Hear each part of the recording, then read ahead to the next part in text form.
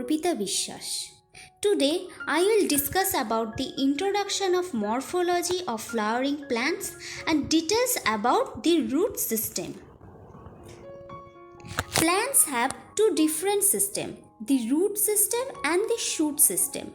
Root is the part below the soil. This is consist of primary and secondary roots, and the shoot system the parts of the soil above the soil, and this is consist of stem, branches, leaves, flowers and fruits.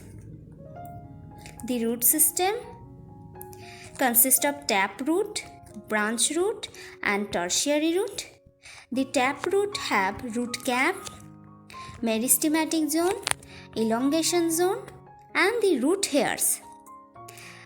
This shoot system have stem, branches, leaf, flowers and fruits.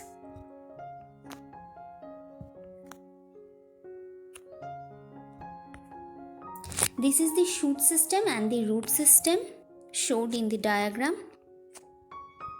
The root system. The embryo consists of two parts, the cotyledon axis and the embryo. Upper part of embryo axis is called as epicotyle and upper portion of epicotyle is known as the plumule.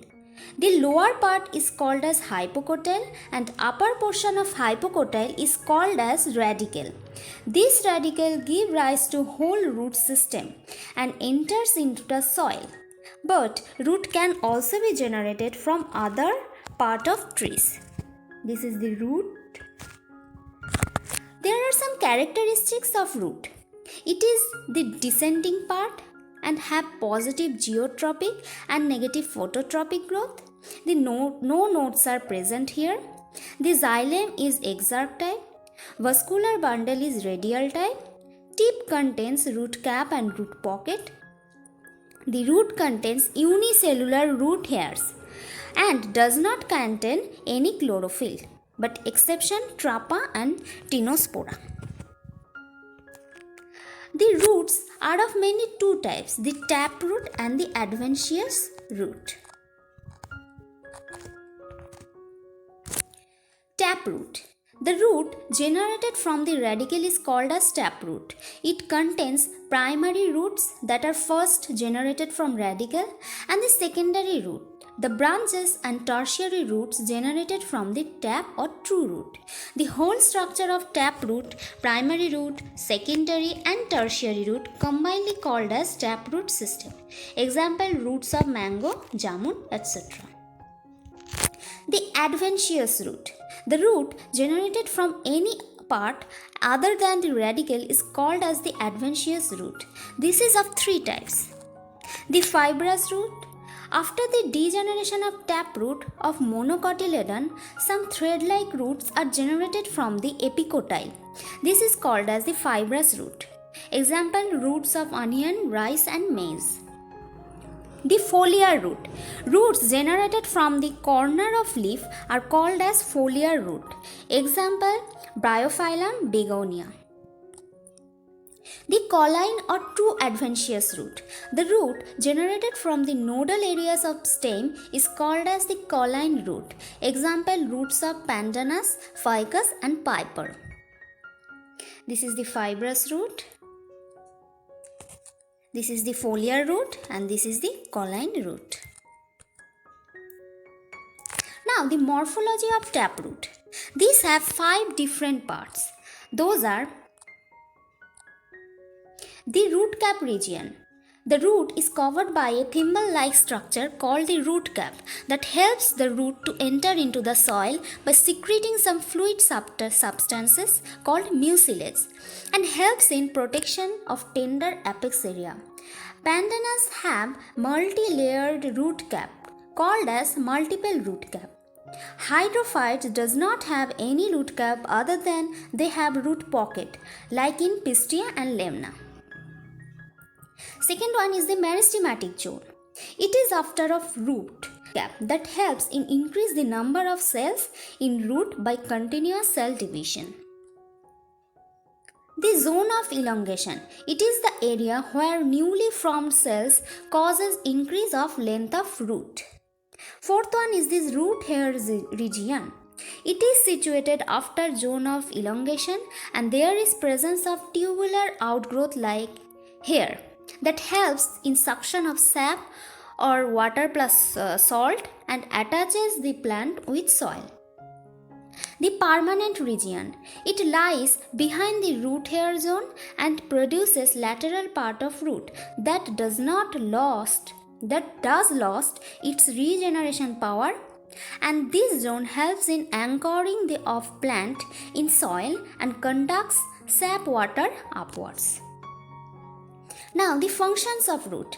Root helps to anchor the plant with soil, helps in suction of water and minerals from the soil and send it upwards. Root also have some other mechanical and physiological function that will be discussed later broadly. Now some roots have some modification. They are changed morphologically and physiologically. So, plants have different root structures to serve specific purposes. Modification of taproot. This happen for storage purposes. Number 1 is the fusiform, tapers at the top and bottom, example radish.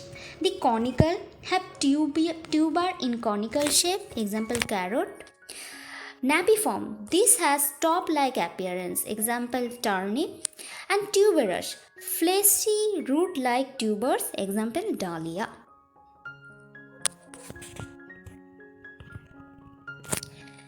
Now, modification of the branch roots. These are of two types, the nodulated and the pneumatophore. In legumes, there is a formation of nodules by rhizobium for fixing nitrogen from air. Example, lentils and beans. Pneumatophore. Mangroves have roots that grow out from water surface for respiration purpose. Example, Heritiera. Now, modification of adventitious root. Number 1 is the storage root. The tuberous root of orchis and the fasciculated root of dahlia. The nodulated root for curcuma, the beaded root for cyperus and the annulated root for cephalis. These are the diagrams. Now, the physiologically changed roots. A is the epiphytic root. Some parasitic plants have this type of roots which have velamen in them by which suck water from air. Example, Vanda. B is the assimilatory root that can do photosynthesis. Example, Trapa. The Hostoria. This is also one type of parasitic root that sucks food from the phloem of the host plant. Example, Cuscuta. The floating root can be seen in hydrophytes and helps in floating. Example, Jassia. The reproductive root helps in reproduction. Example, Ipomia.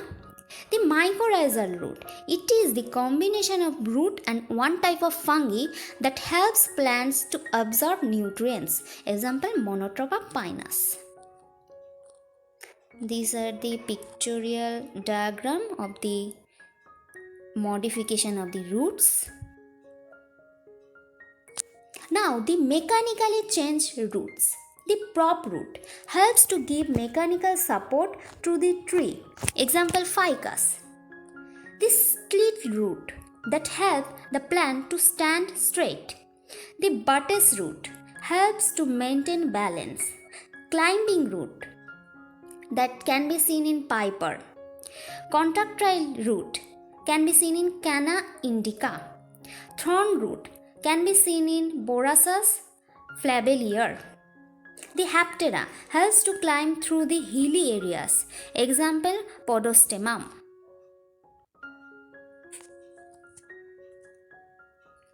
If you have any questions, please comment below, or you can also contact us through our Gmail account. Thanks for watching. If you like it, please like, share and subscribe our Bioholic channel. There is the link of today's topic related SAQs and the test. Please go through it and assess yourself. Thank you. We will meet on next Monday with a new topic about the detailed structure of stem. Thank you.